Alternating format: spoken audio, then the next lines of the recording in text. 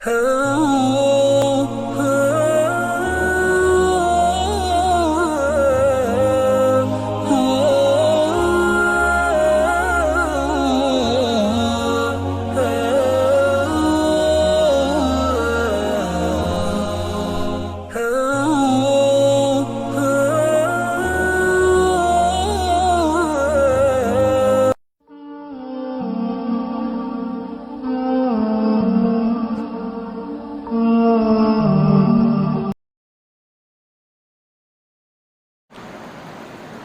قسم کی حمد و ثنا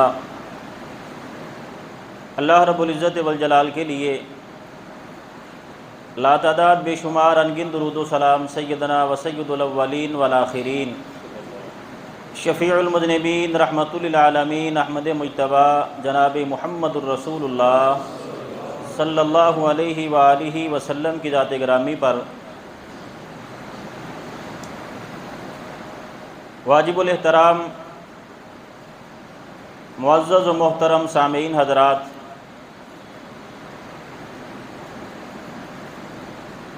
رسول اللہ صلی اللہ علیہ وسلم کا ارشاد گرامی ہے، آپ نے فرمایا کہ جب تمہارے سامنے تین چیزوں کا ذکر کیا جائے تو اپنی زبانوں کو بند رکھنا، خاموش رہنا۔ جن میں سے ایک چیز یہ تھی کہ جب بھی تمہارے سامنے میرے صحابہ کا ذکر آئے تو تم نے اپنی زبانوں کو خاموش رکھنا ہے، چپ رہنا ہے، تم نے ان پر کوئی بھی بات، تنقید اور کوئی فیصلہ نہیں سنانا ہے۔ اس لیے کہ اللہ رب العزت والجلال نے ان تمام صحابہ کرام کو معاف کر دیا ہے، اور صرف معاف ہی نہیں کیا بلکہ اہل ایمان کو حکم دیا ہے کہ تم نے بھی صحابہ کرام کے لیے اللہ رب العزت والجلال سے استغفار کرنا ہے۔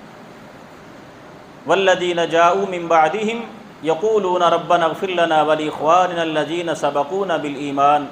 ولا تجعل فی قلوبنا غلا للذین آمنوا ربنا انک رؤوف رحیم۔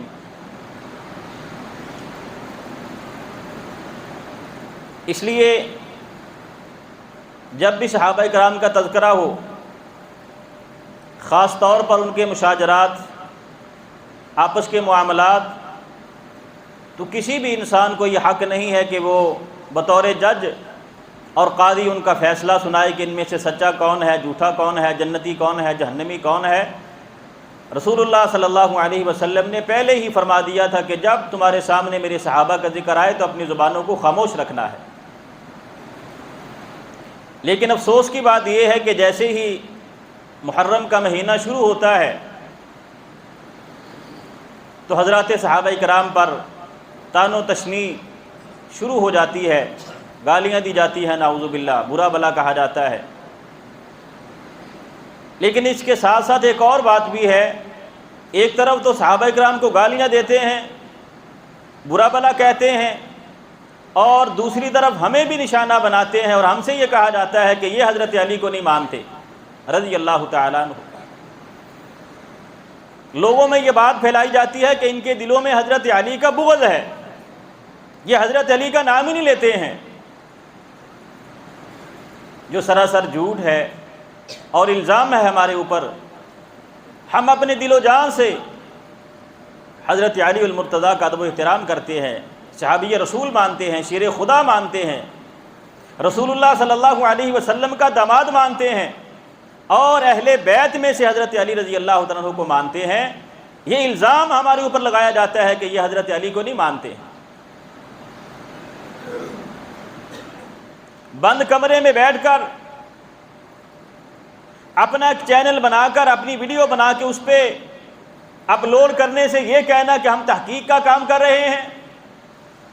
یہ کون سی تحقیق ہے کہ جس میں صحابہ کرام کی نفرت اور بغض لوگوں کے دلوں میں بٹھایا جا رہا ہے؟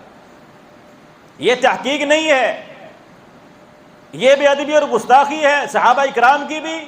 اور جناب محمد الرسول اللہ صلی اللہ علیہ وسلم کی بھی۔ اس لیے کہ جو کسی صحابی کو اذیت پہنچاتا ہے، کسی صحابی کو تکلیف دیتا ہے، گویا کہ وہ جناب محمد الرسول اللہ صلی اللہ علیہ وسلم کو تکلیف دے رہا ہے۔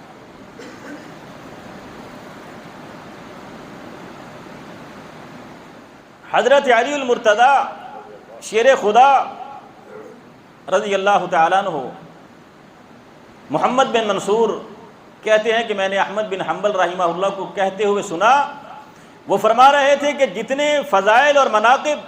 جناب محمد الرسول اللہ صلی اللہ علیہ وسلم نے حضرت علی کے بیان کیے ہیں، کسی اور صحابی کے بیان نہیں کیے۔ ان کے بارے میں یہ کہنا کہ یہ حضرت علی کو نہیں مانتے،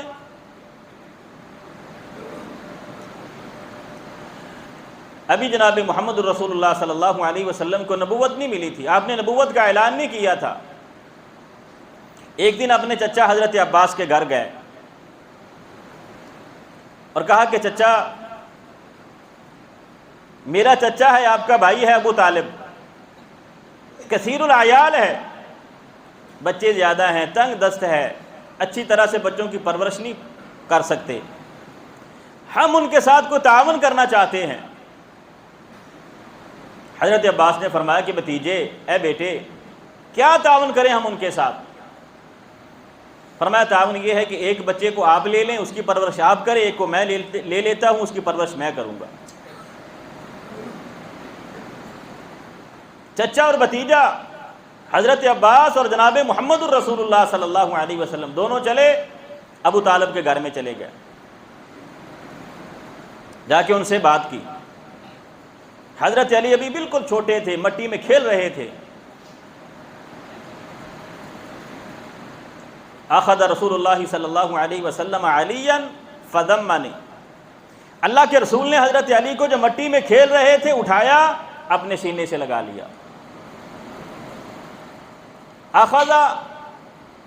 عباس جعفرا فضمنی، حضرت عباس نے جعفر کو اٹھایا اور اس کو اپنے سینے سے لگا لیا کہ آج کے بعد ان کی پرورش ہم کریں گے۔ یہ وہ مقام ہے صحابہ کرام میں جو صرف حضرت علی المرتضیٰ کو ملا ہے، کہ جس کو اللہ کے رسول نے سینے سے لگایا ہے کہ اس کی پرورش میں کروں گا، اس کی تربیت میں کروں گا، اس کی دیکھ بھال میں کروں گا۔ تمام صحابہ کرام میں سے یہ وہ مقام ہے جس میں حضرت علی المرتضیٰ منفرد ہیں، کوئی اور صحابی ان کا مقابلہ نہیں کر سکتا ہے۔ یہی وجہ ہے اللہ کے رسول کی گود میں پرورش پانے والے حضرت علی المرتضیٰ، اس دور کی بات ہے جب ظلم اور بربریت، قتل و غارت، شراب نوشی اور زناکاری، ڈاکہ زنی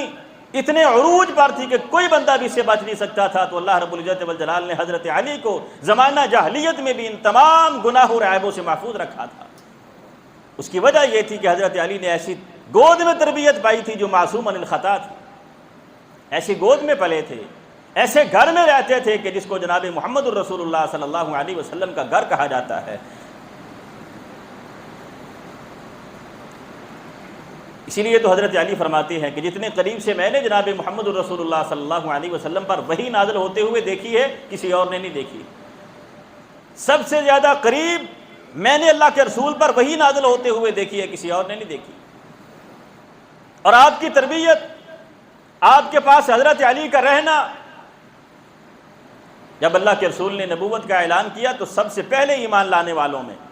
مردوں میں حضرت ابوبکر صدیق رضی اللہ تعالیٰ عنہ، خواتین میں حضرت ختیجہ، اور بچوں میں حضرت علی،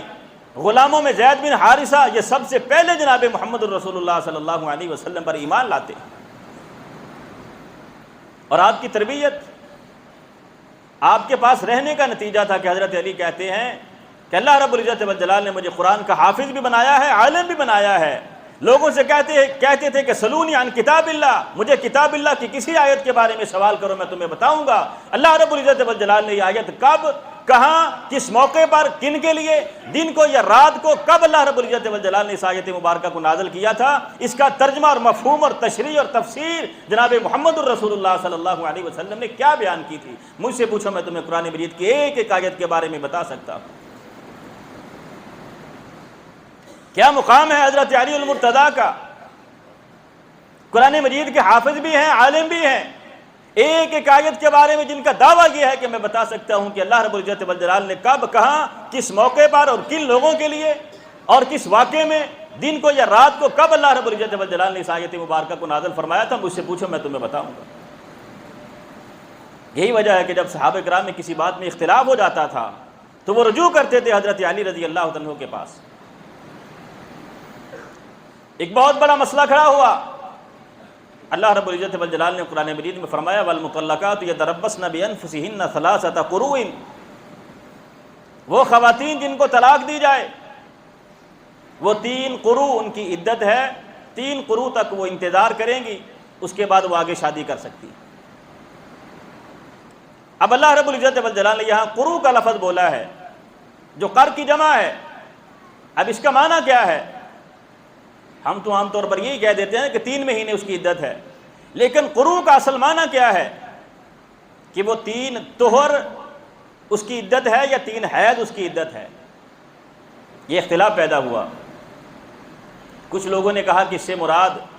حیض ہے کہ عورت 3 حیض گزارے گی اس کے بعد وہ آگے نکاح کر سکتی۔ کچھ نے کہا کہ نہیں، اس سے مراد ہے طہر، 3 طہر گزارنے کے بعد عورت آگے شادی کر سکتی۔ اب دیکھنے میں تو یہ اتنا بڑا اختلاف نہیں ہے، لیکن اگر اس کی جڑ میں جائیں تو یہ بہت بڑا اختلاف ہے۔ اب جو 3 حیض کہتے ہیں تو وہ 3 مہینے بنتے ہیں، جو 3 طہر کہتے ہیں وہ 2.5 مہینے بنتے ہیں، 15 دن پیچھے آ جاتے ہیں۔ تو یہ اختلاف تھا۔ حضرت علی کے پاس آئے رضی اللہ تعالیٰ عنہ، تو حضرت علی نے فرمایا کہ یہ جو قروء کا لفظ ہے یہ الفاظ الازداد میں سے ہے، یعنی ایسے لفظوں میں سے ہے جن کے کئی معنی ہوتے ہیں اور متضاد معنی ہوتے ہیں۔ مثلا ایک مولا کا لفظ بولا جاتا ہے، اگر کوئی آدمی اپنے غلام کو آزاد کر دے تو آزاد کرنے والے کو بھی مولا کہتے ہیں عربی میں، اور جس غلام کو آزاد کیا گیا اس کو بھی عربی میں مولا کہتے ہیں۔ یعنی آزاد کرنے والے کو بھی مولا کہتے ہیں اور جس کو آزاد کیا گیا اس کو بھی مولا کہتے ہیں۔ اب یہ کہاں سے پتہ چلے گا کہ اس مولا کا معنی کیا ہے؟ آزاد کرنے والا یا پھر آزاد ہونے والا؟ اس کو کہتے ہیں الفاظ الازداد،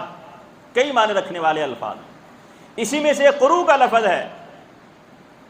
تو حضرت علی رضی اللہ تعالیٰ نے ایک واقعہ بیان کیا جناب محمد الرسول اللہ صلی اللہ علیہ وسلم کا، اور ساتھ فرمایا کہ اللہ کے رسول نے قروء سے مراد حیض لیا ہے، اس لیے اس سے مراد حیض ہی ہوگا۔ اس کا معنی اور مفہوم اللہ کے رسول نے جو منتخب کیا ہے وہی مانیں گے۔ حضرت علی رضی اللہ تعالیٰ نے یہ بیان کر دیا کہ اس کا معنی ہے 3 حیض پورے کرے گی تو اس کی عدت پوری ہو جائے گی۔ اب یہاں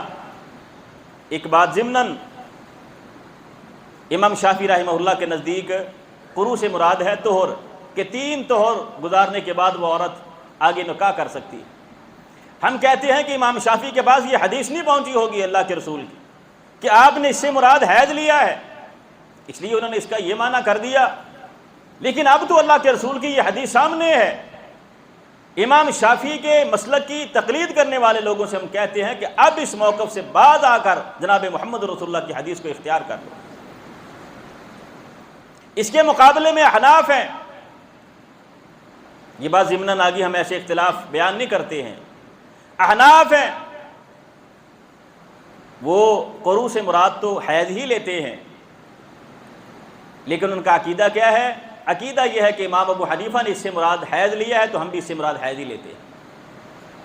ہم کہتے ہیں کہ کاش تم نے یہ کہا ہوتا کہ ہم اس سے مراد حیض اس لیے لیتے ہیں کہ جناب محمد الرسول اللہ نے اس کا معنی یہی بیان کیا ہے۔ امام ابو حنیفہ کی بجائے جناب محمد الرسول اللہ کی طرف منسوب کر دیتے تم کہ ہم نے اس کا معنی حیض اس لیے لیا ہے کہ اللہ کے رسول نے اس کا معنی یہی بیان کیا ہے۔ اللہ رب العزت والجلال کی زمین پر ہم اس بات پر فخر بھی ہے اور دعویٰ بھی ہے کہ ہماری ہر بات، ہمارا ہر کام وہ ہے جو جناب محمد الرسول اللہ صلی اللہ علیہ وسلم نے کیا۔ ہمارے پاس دلیل بھی وہی ہے، یا رب کا قرآن ہے یا جناب محمد الرسول اللہ صلی اللہ علیہ وسلم کا فرمان ہے۔ کسی اور کی بات، قول، فعل، عمل کو ہم دلیل نہیں مانتے ہیں۔ ہمارے نزدیک اگر دلیل ہے اللہ رب العزت والجلال کی بات دلیل ہے یا جناب محمد الرسول اللہ کی بات دلیل ہے۔ اسی طرح کوفہ میں اختلاف ہوا کہ اللہ رب العزت والجلال نے فرمایا حافظوا علی الصلاۃ والصلاۃ الوسطیٰ، اپنی نمازوں پر محافظت کرو اور خاص طور پر درمیانی نماز۔ لوگوں نے کہا کہ درمیانی نماز سے مراد کون سی نماز ہے؟ بعض نے کہا کہ اگر ہم دن کے دن سے نمازوں کو شروع کرے تو دن میں سب سے پہلی نماز ظہر کی آتی ہے، پھر عصر کی آتی ہے۔ اس سے یہ پتہ چلتا ہے کہ یہ درمیانی نماز مغرب کی نماز بنتی ہے۔ بعض نے کہا کہ نہیں، آپ رات کے وقت اللہ رب العزت والجلال نے آپ کو بلایا، آپ عرشوں پر گئے ہیں، رات کے وقت اللہ رب العزت والجلال نے آپ کو نماز بطور تحفہ دی ہے، اس لیے ہم رات کی نمازوں سے شروع کریں گے۔ مغرب اور عشاء یہ دو نمازیں، تو فجر کی نماز یہ درمیانی نماز نماز وسطیٰ بنتی ہے۔ یہ اختلاف پیدا ہوا، حضرت علی کے پاس آئے تو حضرت علی نے فرمایا کہ دیکھو، اس کا معنی اور مفہوم اپنی مرضی سے ہم نہیں بیان کریں گے کہ اپنی عقل، اپنی سوچ یا پھر لغت کی کتابیں اٹھا کے، گویا کہ حضرت علی نے یہاں رد کیا ہے خارجیوں کا، جو لغت کی کتابوں سے قرآن کے معنی کا مفہوم خود بیان کر کے اپنی مرضی کے مطالب اور معنی وہاں سے نکال کر بیان کرتے ہیں۔ خارجیوں کا رد کیا ہے کہ اللہ رب العزت والجلال نے یہ کتاب آسمانوں سے جو نازل فرمائی ہے، اس کی صحیح تفسیر تشریح وہ ہوگی جو جناب محمد الرسول اللہ صلی اللہ علیہ وسلم نے بیان کی ہے۔ لغت کی کتابوں سے دیکھ کر معنی اپنی مرضی سے متعین کر لینا نہیں، اس کی تفسیر وہ ہے جو جناب محمد الرسول اللہ صلی اللہ علیہ وسلم بیان کرے۔ یہی وجہ ہے کہ حضرت علی نے جب حضرت عبداللہ بن عباس کو خارجیوں کی طرف بھیجا تھا کہ جاؤ ان سے بات کرو، جب وہ جانے لگے تو آج بھی بلایا، فرمایا تم ان سے کیسے بات کرو گے؟ فرمایا دیکھیں میں اپنی مرضی سے جا رہا تھا، جیسے بات کرتا اللہ مجھے توفیق دیتا بات کرتا، لیکن اب آپ نے بلا لیا ہے تو آپ بتائیں کہ میں کیسے ان سے بات کروں۔ فرمایا وہ بڑے تیز لوگ ہیں، وہ قرآن کے معنی اپنی مرضی سے بیان کر کے تمہیں دھوکے میں ڈال دیں گے، جہاں بھی اللہ کے قرآن کی آیت پڑھ کے سنائیں تو تو نے اس کا ترجمہ، اس کی تفسیر، اس کی تشریح بیان کرنی ہے تو جناب محمد رسول اللہ کی حدیث سے بیان کرنی ہے۔ اگر ان لوگوں کو تم مار سکتے ہو، مات دے سکتے ہو، شکست دے سکتے ہو تو ایک ہی طریقہ ہے کہ قرآن مجید کی تفسیر جناب محمد رسول اللہ کی تفسیر سے بیان کرنی۔ فرمایا اگر اللہ کے رسول کے صحابہ میں سے کوئی ایک صحابی بھی جو خندق کے موقع پر موجود تھا تو اس سے جا کے پوچھو کس نماز سے، نماز وسطیٰ سے مراد کون سی نماز؟ جب ہم خندق کھود رہے تھے اور مشرکین مکہ کی وجہ سے ہماری اور اللہ کے رسول کی عصر کی نماز رہ گئی تھی، مغرب کی نماز کا وقت پہنچ رہا تھا تو رسول اللہ صلی اللہ علیہ وسلم نے اللہ کے سامنے ہاتھ اٹھا کے بد دعا کی تھی مشرکین مکہ کے لیے کہ یا اللہ ان کے گھروں کو، ان کی قبروں کو آگ سے بھر دے جن لوگوں نے ہمیں نماز وسطیٰ یعنی نماز عصر سے ہمیں محروم کر دیا۔ اپنی مرضی سے معنی بیان کریں گے نہیں، حضرت علی نے ہمیں یہ سمجھایا اور بتایا ہے کہ قرآن مجید کا معنی،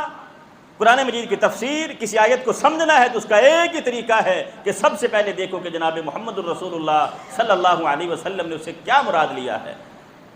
آپ نے کیسے سمجھایا ہے، آپ نے اس کی تفسیر کیا بیان کی ہے۔ تو اللہ رب العزت والجلال نے یہ مقام و مرتبہ، یہ عظیم الشان مرتبہ اللہ رب العزت والجلال نے حضرت علی المرتضیٰ کو عطا فرمایا۔ ہم دل و جان سے ان سے محبت کرتے ہیں، ہم ان کے علم، ان کی معرفت، ان کی فقاہت کے معترف ہیں۔ کون کہتا ہے کہ ہم حضرت علی سے بغض رکھتے ہیں؟ ہمارا تو ایمان اور عقیدہ یہ ہے کہ حضرت علی نے اپنی زبان سے خود فرمایا کہ جناب محمد الرسول اللہ صلی اللہ علیہ وسلم نے میرے بارے میں فرمایا تھا، مجھے اس ذات کی قسم ہے جو دانے کو پھاڑتی ہے پھر اسے ایک کمپل اگاتی ہے، پودا اور درخت نکالتی ہے، مجھے اس ذات کی قسم ہے کہ جو بندہ علی سے محبت کرتا ہے اس کے ایمان کی نشانی یہ ہے کہ وہ علی سے محبت کرتا ہے، اور جو علی سے بغض رکھتا ہے اس کے نفاق کی نشانی یہ ہے کہ وہ علی سے بغض رکھتا ہے۔ ہم تو یہ کہتے ہیں کہ علی سے محبت ہمارے ایمان کی علامت ہے، اور حضرت علی المرتضیٰ سے بغض رکھنا یہ ہمارے نفاق کی نشانی ہے۔ اگر کسی کے دل میں علی المرتضیٰ کی بغض اور ان کی نفرت ہے تو وہ بندہ مومن نہیں ہے، منافق ہے، اس کا ایمان کے ساتھ کوئی تعلق نہیں۔ ہم تو ان کے بارے میں کہتے ہیں، اللہ رب العزت والجلال نے جناب محمد رسول اللہ کو حکم دے کے فرمایا قُلْ لَا أَسْأَلُكُمْ عَلَيْهِ أَجْرًا إِلَّا الْمَوَدَّةَ فِي الْقُرْبَى، اے نبی ان سے کہہ دو، ان سے کہہ دو کہ میں جو تمہیں دین کی دعوت دیتا ہوں، لا أسألكم علیہ اجرا، اس دعوت پر، اس محنت پر میں تم سے کسی اجر کا سوال نہیں کرتا ہوں، إِلَّا الْمَوَدَّةَ فِي الْقُرْبَى، بس یہ مانگتا ہوں کہ میرے جو قریبی ہیں ان سے محبت کرو۔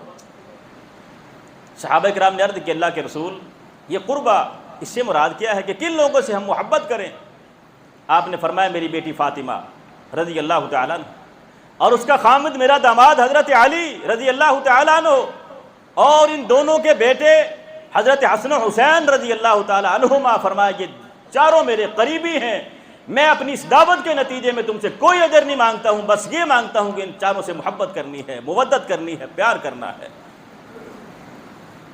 یہ تو اللہ رب العزت والجلال نے جناب محمد رسول اللہ صلی اللہ علیہ وسلم کی زبان سے کہلوا دیا ہے۔ ان سے محبت ایمان کی نشانی ہے، اور ان چاروں میں سے کسی ایک کے ساتھ بھی بغض رکھنا، اس کے بارے میں غلط الفاظ نکالنا، یہ نفاق کی نشانی۔ امام ابن تیمیہ رحمہ اللہ فرماتے ہیں کہ جو بندہ خلفائے راشدین میں سے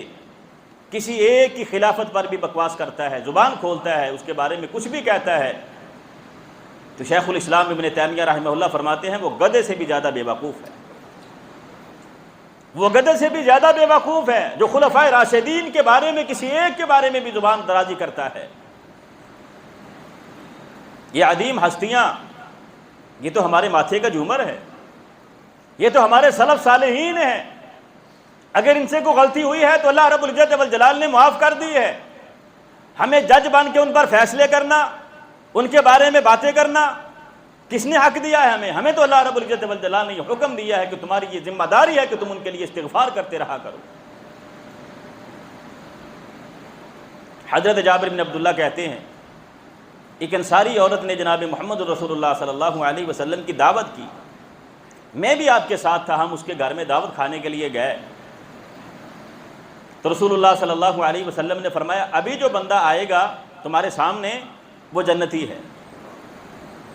کہتے ہیں کہ تھوڑی دیر کے بعد حضرت ابوبکر صدیق آ گیا رضی اللہ تعالیٰ، ہم نے انہیں خوشخبری دی کہ اللہ کے رسول نے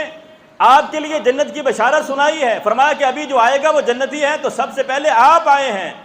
ہم نے حضرت ابوبکر صدیق کو اس بات کی خوشخبری سنائی، پھر آپ نے فرمایا کہ آپ اس کے بعد جو آئے گا یہ بھی جنتی ہے۔ کہتے کہ اس کے بعد حضرت عمر آ گئے، ہم نے انہیں بھی خوشخبری دی کہ اللہ کے رسول نے آپ کے لیے بھی یہ خوشخبری سنائی ہے کہ جو بندہ ابھی آئے گا وہ جنتی ہے، تو آپ آئے ہیں تو آپ کے لیے یہ خوشخبری ہے۔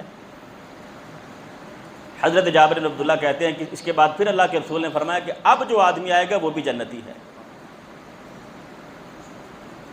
جابر بن عبداللہ رضی اللہ عنہ کہتے ہیں کہ اللہ کے رسول کھجور کے ستون کے ساتھ یوں ماتھا لگا کے کھڑے ہو گئے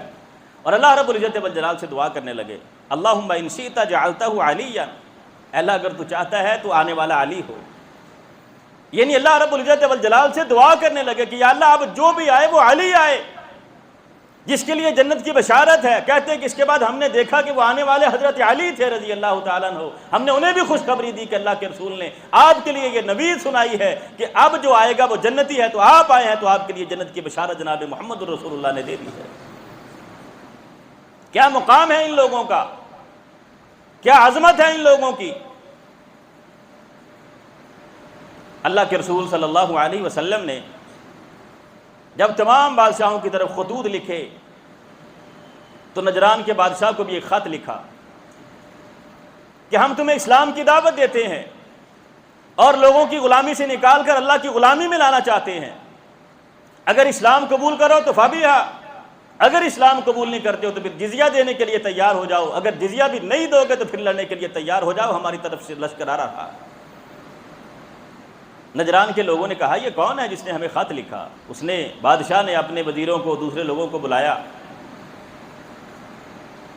اور ان کے جو عیسائی عالم تھے پادری تھے ان کو بھی بلایا، حتیٰ کہ ان لوگوں نے طے کیا کہ ہم مدینے میں جا کے اس بندے سے بات کرتے ہیں کہ یہ کون ہے۔ 60 لوگوں کا قافلہ جس میں بادشاہ بھی ہے، وزراء بھی ہیں اور ان کے علماء بھی ہیں، مدینہ میں آئے جناب محمد الرسول اللہ صلی اللہ علیہ وسلم سے ملنے کے لیے۔ آ کے سواریاں کھڑی کی، جو سفر والے کپڑے تھے وہ اتار دیے، ریشمی لباس پہنا، اپنی انگلیوں میں سونے کی انگوٹھیاں پہنی اور اپنی کلائیوں میں سونے کے کنگن پہنے، اور جناب محمد الرسول اللہ صلی اللہ علیہ وسلم کے سامنے آ کے سلام عرض کرتے ہیں۔ اللہ کے رسول سلام کا جواب نہیں دیتے، وہ بات کرتے ہیں، اللہ کے رسول خاموش ہیں، بات نہیں کرتے، حتیٰ کہ وہ لوگ کہنے لگے کہ کیا بات ہے، یہ ہم سے بات ہی نہیں کرتے۔ انہوں نے کہا کہ مدینہ سے 2 تاجر ہمارے پاس تجارت کے لیے جاتے ہیں، انہیں ڈھونڈو، ایک عبد الرحمن بن عوف ہے اور دوسرے حضرت عثمان غنی ہے رضی اللہ تعالیٰ عنہ، دونوں کے پاس گئے۔ کیا بات ہے، یہ جو کہتا ہے کہ میں اللہ کی طرف سے رسول اور نبی بن کے آیا ہوں، کہ ہم سے بات ہی نہیں کرتے۔ انہوں نے کہا کہ ایسے کرو، حضرت علی کے پاس چلے جاؤ۔ حضرت علی جناب محمد الرسول اللہ صلی اللہ علیہ وسلم کے مزاج شناس ہیں، وہ پہچانتے ہیں کہ اللہ کے رسول نے آپ کی بات کیوں نہیں کی ہے، جاؤ ان سے جا کے پوچھو۔ یہ نجران کے لوگ حضرت علی کے پاس آ گئے، کہا یہ معاملہ ہے۔ فرمایا تمہیں نہیں پتہ چلا کہ اللہ کے رسول تمہارے ساتھ کیسے بات کرتے؟ تم نے ریشمی لباس پہنا ہوا ہے، ہاتھوں اور اپنی کلائیوں میں سونے کے کڑے اور سونے کی انگوٹھیاں پہنی ہیں، اللہ کے رسول چیزوں کو پسند نہیں کرتے، اس لیے اللہ کے رسول نے تم سے بات ہی نہیں کی ہے۔ تم یہ لباس اتار دو، یہ سونا اتار دو، سادہ لباس پہن کے جاؤ جناب محمد رسول اللہ کے پاس، پھر وہ تم سے بات کریں گے۔ انہوں نے ایسا ہی کیا۔ جب دوبارہ آ کے سلام عرض کی تو اللہ کے رسول نے جواب بھی دیا، بات بھی۔ یعنی حضرت علی صحابہ کرام میں سے وہ ہیں جو اللہ کے رسول کا مزاج سمجھتے ہیں، مزاج شناس نبوت ہیں کہ اللہ کے رسول کا مزاج کیا کہتا ہے، یہ پہچاننے والے حضرت علی المرتضیٰ ہیں رضی اللہ تعالیٰ عنہ۔ اور اسی قافلے کے ساتھ پھر اللہ کے رسول کا مبالہ ہوا تھا۔ جب اللہ کے رسول نے کہا تھا کہ آؤ ہم مبالہ کرتے ہیں، کون سچا ہے کون جھوٹا ہے، تم بھی اپنے گھر والوں کے لے کے آؤ، میں بھی اپنے گھر والوں کے لے کے آتا ہوں، تو اپنے گھر والوں میں شامل کیا تھا حضرت علی کو، حضرت فاطمہ کو، حضرت حسن و حسین رضی اللہ تعالیٰ عنہ۔ ان کے فضائل و مناقب، ان کے مقام و مرتبے سے کون انحراف کرتا ہے؟ ہم تو دل و جان سے مانتے ہیں ان کو۔ کوئی ایک صحابی بھی ایسا نہیں ہے کہ جس کی عظمت اور جس کی شان کے بارے میں ہم تنقیص کریں، ہم تو سب کو مانتے ہیں، سب کی عزت کرتے ہیں، سب کا احترام کرتے ہیں۔ تم گالیاں بھی دیتے ہو، پھر الزام ہمیں ٹھہراتے ہو، صحابہ کرام کی نفرت لوگوں کے دلوں میں پیدا کرتے ہو کہ وہ ایسے تھے ایسے تھے۔ ہم تو لوگوں کے دلوں کو صحابہ کرام کی محبت سے بھرنا چاہتے ہیں، ہم تو لوگوں کے دلوں میں صحابہ کرام کی محبت کو اجاگر کرنا چاہتے ہیں کہ وہ عظیم ہستیاں جنہوں نے اپنا سب کچھ جناب محمد رسول اللہ کے لیے قربان کر دیا تھا۔ اللہ رب العزت والجلال نے سب کو معاف کر دیا ہے، سب کے لیے وعدہ ہے رضی اللہ عنہم ورضوا عنہ وأعد لهم جنات تجری، اور اللہ رب العزت والجلال نے ان کے لیے باغات تیار کیے ہوئے ہیں جن کے نیچے سے نہریں بہتی ہیں۔ ذالک الفوز العظیم، فرمایا یہ سارے کامیاب ہیں، کوئی ایک بھی ایسا نہیں ہے کہ جس نے ایمان کی حالت میں جناب محمد رسول اللہ سے ملاقات کی ہو اور ایمان پر اسے موت آئی ہو اور وہ کامیاب نہ ہوا ہو، فرمایا یہ سارے کامیاب ہیں۔ تو حضرات گرامی، جو بھی بندہ جس کی گفتگو آپ کے سامنے آئے اور وہ صحابہ کرام میں سے کسی ایک کے بارے میں بھی تنقیص کر رہا ہو، خدا را اللہ کا واسطہ دے کے کہتا ہوں کہ اس کے گفتگو کو نہ سنیں۔ وہ اسلام کا داعی نہیں ہے، تحقیق کے نام پر وہ تمہارے دلوں میں صحابہ کی نفرت ڈالنا چاہتا ہے،